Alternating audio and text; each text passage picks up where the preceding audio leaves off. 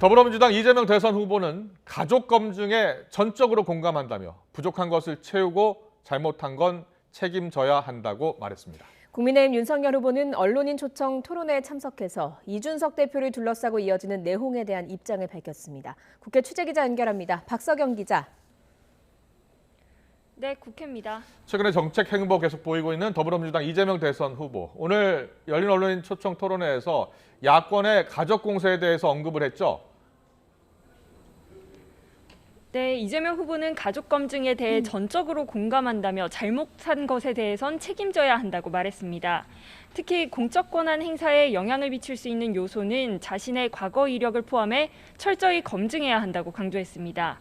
또 이명박 전 대통령 사면과 관련한 질문에는 좋은 게 좋은 것이라는 식의 사면은 오히려 장기적으로 통합을 저해할 수 있다고 밝혔습니다. 부동산 공급 방안과 관련해서는 시장이 만족할 수준으로 공급이 부족해서 집값이 오르는 일은 없도록 만들 생각이라고 말했습니다. 민주당 선대위에는 최근 이낙연 전 민주당 대표가 국가비전 국민통합위원회 위원장으로 합류했는데요. 정세균 전 총리도 최근 후원회장을 맡아 선거를 지원하기로 했습니다. 민주당 선대위는 정 후원회장의 선대위 동참은 원팀을 넘어 드림팀이 됐다는 상징이라고 강조했습니다. 동력을 얻은 이 후보, 오늘 정책 행보에도 힘을 쏟았습니다. 이 후보는 오늘 오전 10시 청년 사회복지사들과 만나서 일자리 질 문제를 논의했는데요. 같은 일을 했을 때 고용 안정성이 보장되지 않는 비정규직 보수가 더 높아야 정상이라며 처우 개선을 강조했습니다. 들어보겠습니다. 편하고 쉬운 정규직은 보수가 더 많고 비정규직이고 불안하고 더 힘든 일하고 일 많이 하면 보수가 더 적어요. 희한한 사회예요. 공공 부분에서만이라도 최소한 저는 불안정에 대한 보수 대가를 추가로 지급하고 더 어려운 일을 하면 더 많은 보수를 지급한다.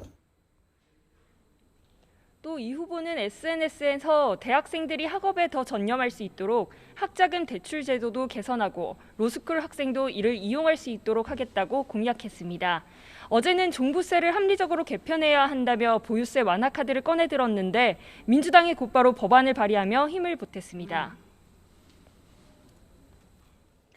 네, 이번엔 국민의힘 상황 알아보겠습니다. 내용이 이어지는 가운데 윤 후보는 오늘 언론 초청 토론회에 참석했는데요. 어떤 발언이 있었습니까? 네, 윤석열 후보는 오늘 오전 11시 한국방송기자클럽 초청 토론회에 참석했습니다. 윤 후보는 이준석 대표를 둘러싼 당내 갈등에 대해 이 대표가 자신의 책임과 역할을 정확히 판단해 잘할 거로 믿는다고 밝혔는데요. 직접 들어보겠습니다. 우리가 내부적으로 비공개로 해야 될 그렇게 하면서 서로 쓴소리하고 건의해야 될 얘기와 또 공개적으로 할 얘기를 좀 명확하게 좀 가려줬으면 하는 제 바람을 말씀드린 것이고요. 아까도 말씀드린 대로 이준석 대표는 제가 경험한 바로는 참 대단한 능력을 가진 분이기 때문에 자기가 해야 될 역할 잘 하실 것이라고 저는 믿습니다. 이 밖에 배우자 동행 여부는 배우자가 자신의 정치 활동을 지켜보며 판단할 문제라고 했고 이재명 후보가 토론 횟수를 늘리자고 요구한 데에 대해서는 매일매일 바뀌는 정책으로 물타기하는 토론에는 응하기 어렵다고 답했습니다. 윤 후보는 오늘부터는 매일 아침 7시 총괄본부장급 회의를 열겠다며 선대위 분위기 전환에도 나섰는데요. 선대위 재편 이야기도 나오고 있지만 아침 회의에 참석한 김종인 총괄선대위원장은 아직 인적 쇄신 시기가 아니라고 선을 그었습니다. 하지만 이준석 대표는 오후 일정 이후 인적 쇄신 없이는 변화하기 어렵다고 말했습니다. 이 대표는 김 위원장도 여러 아이디어를 모색 중인 것으로 알고 있다며 이번 주 큰 변화가 있을 거라는 정도만 들었다고 전했습니다. 이 대표는 자신에 대한 여러 평가를 관대하게 받아들인다고도 말했는데 내일쯤 열리는 초선 의원 총회에도 직접 참석해 격의 없이 대화하면서 문제 해결의 실마리를 찾을 것으로 보입니다. 지금까지 국회에서 YTN 박서경입니다.